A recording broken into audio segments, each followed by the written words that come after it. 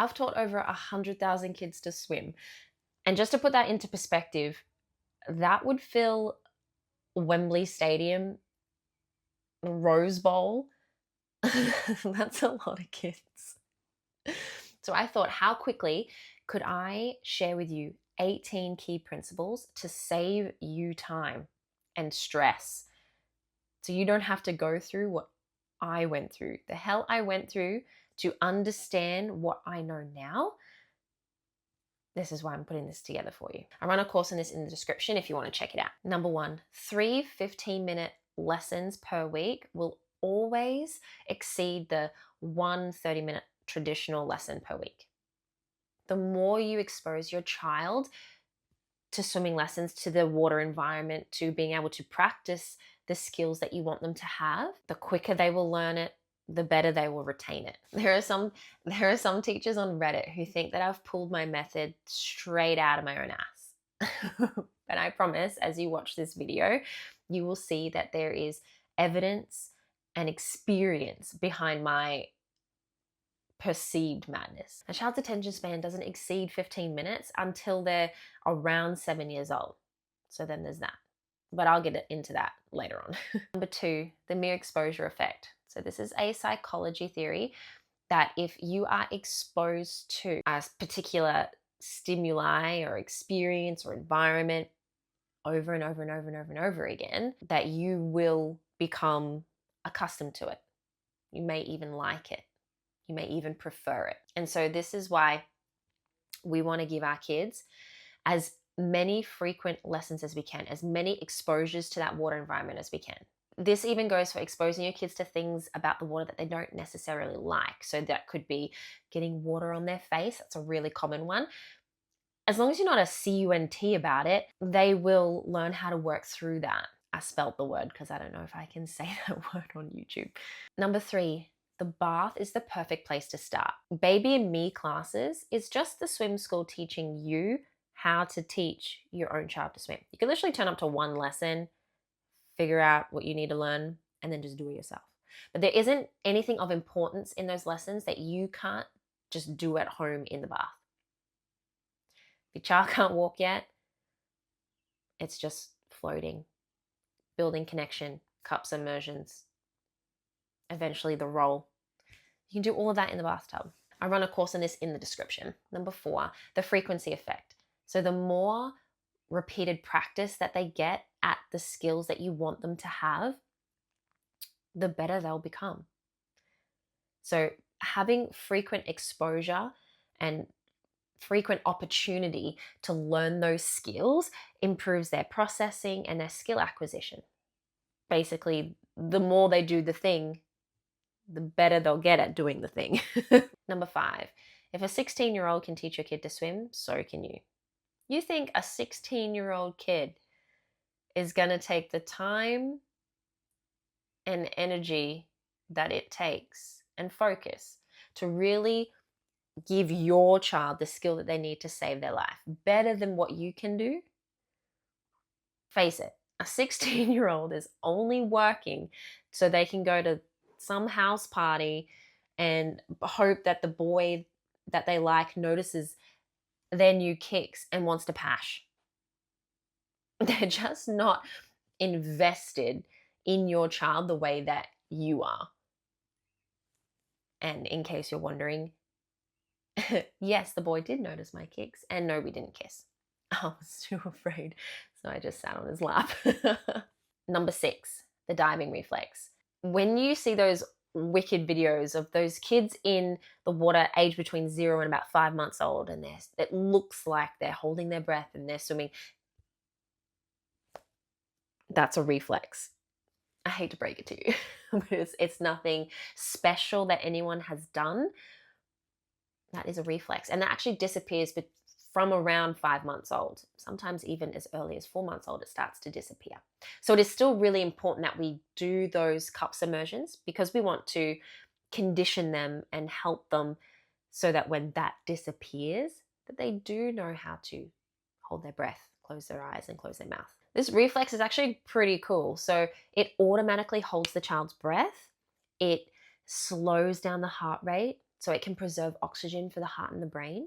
And it also limits our blood flow to their extremities and keeps all the blood flow around their organs. It's to preserve life. Number 7, toddlers who struggle in the pool, whether it's with listening behavior, struggling to do said skills, in my experience, I have noticed a direct link between those children and parents who are just on their phone or not even around. By the way, you shouldn't be dropping your kid at a swimming lesson and disappearing. Those lessons last for 30 minutes.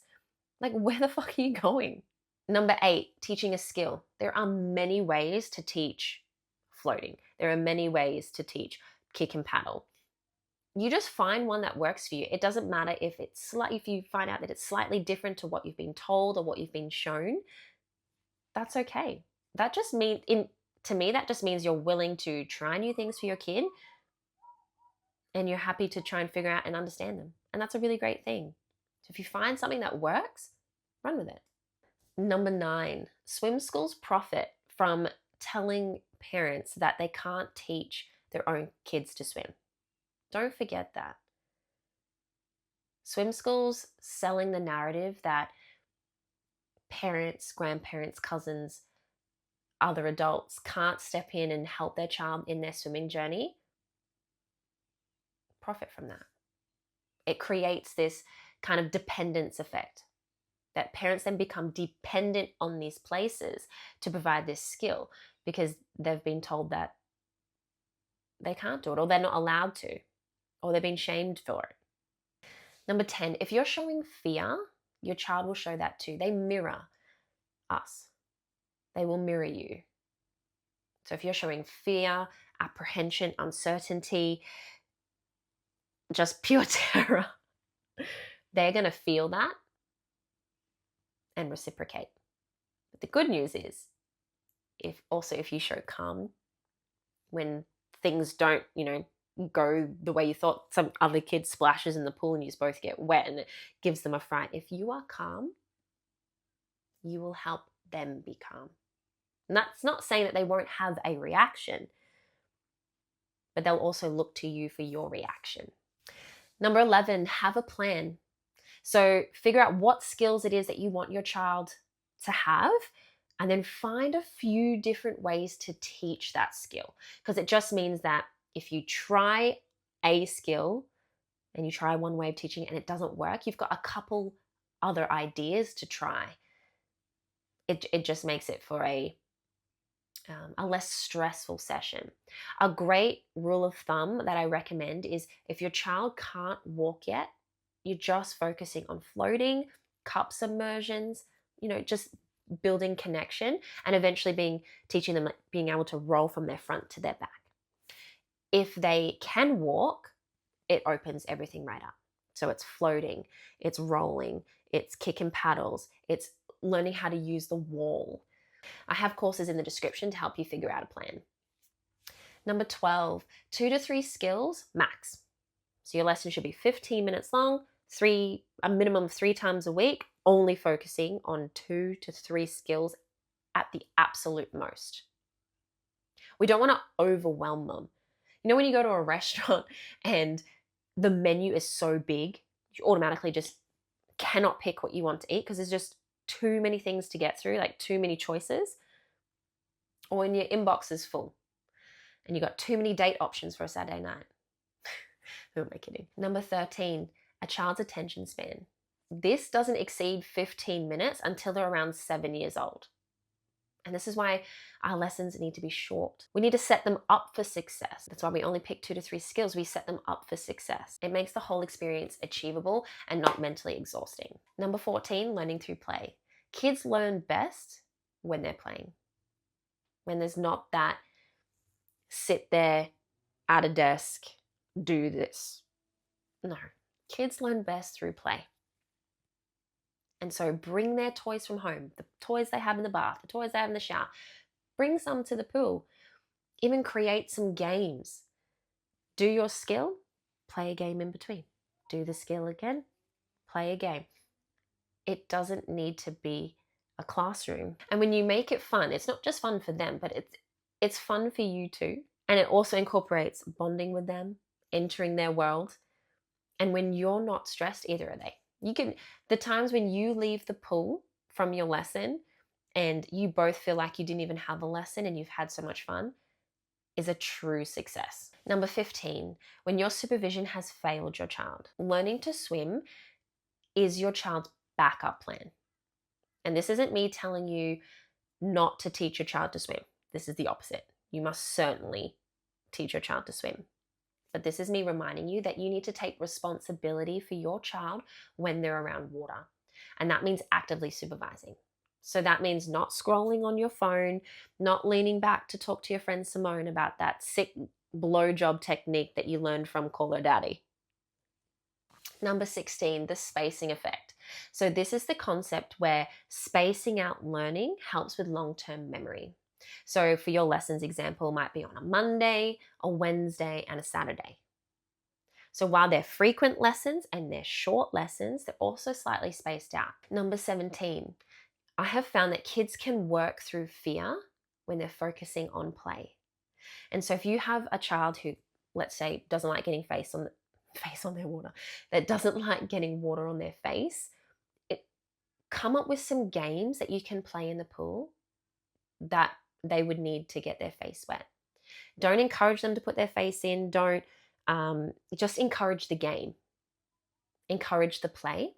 And if they do the thing, they get their face wet or whatever it is that they're afraid of, they actually get in the water, whatever it is, don't acknowledge it. Just keep playing the game. Breeze on past it because you don't want to draw attention back to that fear. You want to help them break through that and work through that, especially if it's a fear that hasn't come, it just is from the unknown. It hasn't come from a pre-drowning experience. Okay, but if it's a fear that maybe you've passed on to them through your attitude towards water, or just it's an environment they haven't had a lot of exposure to, just play the game. If they do the thing, incredible. They might not do it again, and they might not do it again for a few weeks. Just keep encouraging that game, and you'll find that they may be able to work through that fear through play. Number 18 is connection. And the best way to build connection with your child is through play. Through play, they learn to trust you. They connect with you. They connect with you. You can't expect your child to just automatically trust you because you're their parent. You have to earn that trust, and the only way to earn it is to enter their world. If you have any questions about Learn to Swim, you can pop them below, and there are links in the description on a few ways that I can help you. Now, YouTube thinks you're going to love this next video, and I think it's right. I'll see you later.